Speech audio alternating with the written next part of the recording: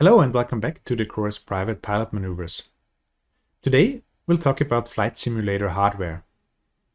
Now in this course I'm showing you all the maneuvers in a home flight simulator, and if you would like to try all the things that are shown yourself, then you'll need a flight simulator as well.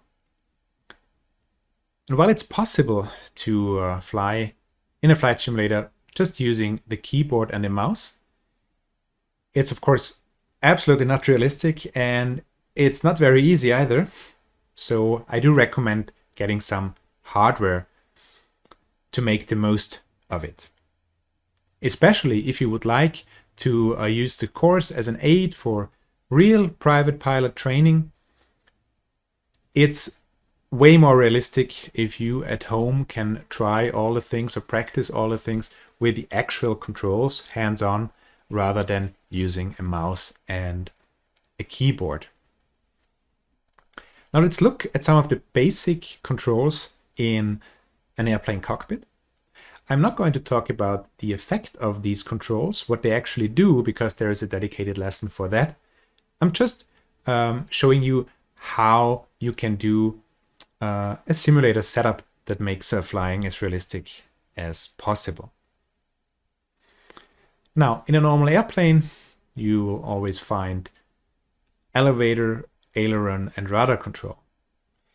Aileron and elevator are operated either by yoke or with a stick. Now, in this case, we have a yoke where by pushing and pulling, you move the elevator, and by turning left and right, you move the ailerons.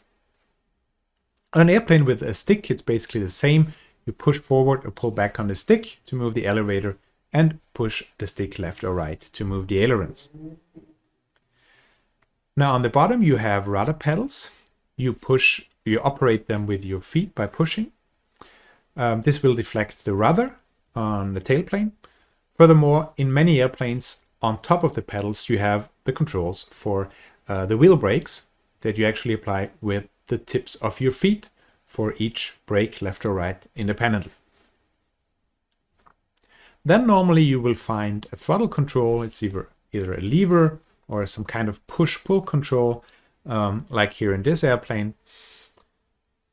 This will adjust the throttle, so the engine power.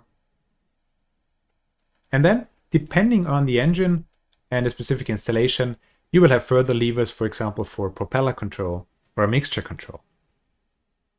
Then you'll have some kind of trim control. In most basic aircraft, you only find elevator trim, which is often operated by a trim wheel, by turning up and down this wheel, or electrically, very often by a switch on top of the yoke or the stick. In most basic airplanes, you only have elevator trim, but if you fly a more advanced airplane, there might be rudder trim as well, or even aileron trim. Right, so in a real airplane, this just looks the same. This example is a Piper Archer. You see again the yoke, the pedals, and the lever for the throttle and mixture control. The red one is always mixture. If there was a propeller control, it would be blue normally.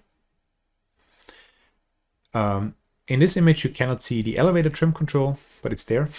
Actually, in the bottom right of the picture, you can see the rudder trim. This airplane has rudder trim. The airplane that we are going to fly in this course, the Cessna 152, only has elevator trim, like many basic airplanes, as I've already said. This is an example for an airplane with a stick. It's a Diamond DA40. So you recognize the rudder pedals again, also the power or the throttle lever. Now in this airplane you have just one lever, so there's no mixture of propeller controls. This is done automatically. And now you have a stick rather than a yoke, and on top of the stick you have an electric elevator trim control switch actually. And also the red one is the disconnect button for the autopilot. But in the airplane that we use for this course, there is no autopilot. We'll do all our flying by hand.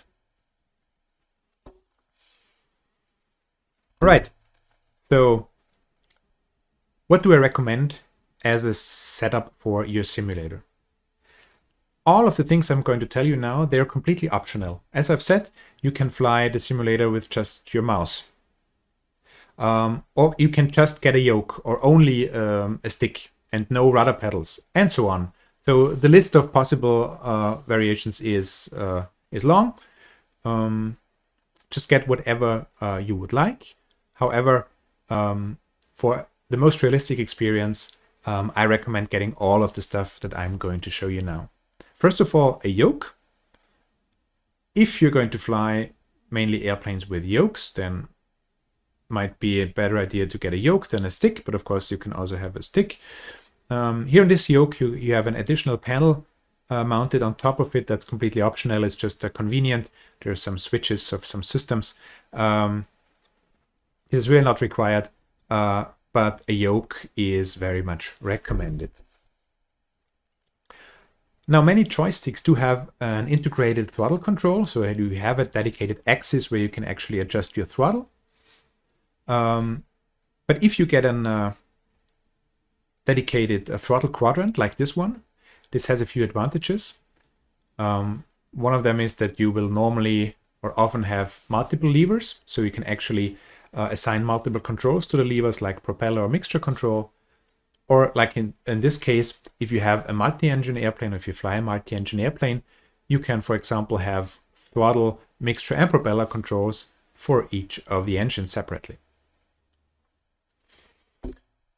Now, rudder pedals. For the most realistic experience, I recommend them, of course. There are quite a few joysticks who have actually a twist grip, so you can twist the grip to simulate moving the rudder pedals. It's of course not very realistic, but it's better than nothing, of course. Now, if you have those pedals, normally on top you even have the brakes, just like in the real airplane, so you can also brake independently with your feet. Now, if you would like to fly mainly airplanes with a control stick, or if you just like sticks better or whatever, then of course you can also get just a standard joystick like this one, maybe with a dedicated throttle control. And of course, for the simulator, you can do anything. You can fly a yoke airplane in the simulator with a stick and vice versa. So that's completely up to you. Of course, if you would be like to be as realistic as possible in flying the Cessna 152, then you would have to get a yoke. Okay, so we've discussed some basic simulator controls. Of course, the list of additional optional equipment is endless. You can get additional control panels, add-on apps that run on a different computer that is networked, and so on. So people have really built complete home cockpits, in their garage or a living room, wherever. So I was just showing you now a very basic hardware setup for your flight simulator.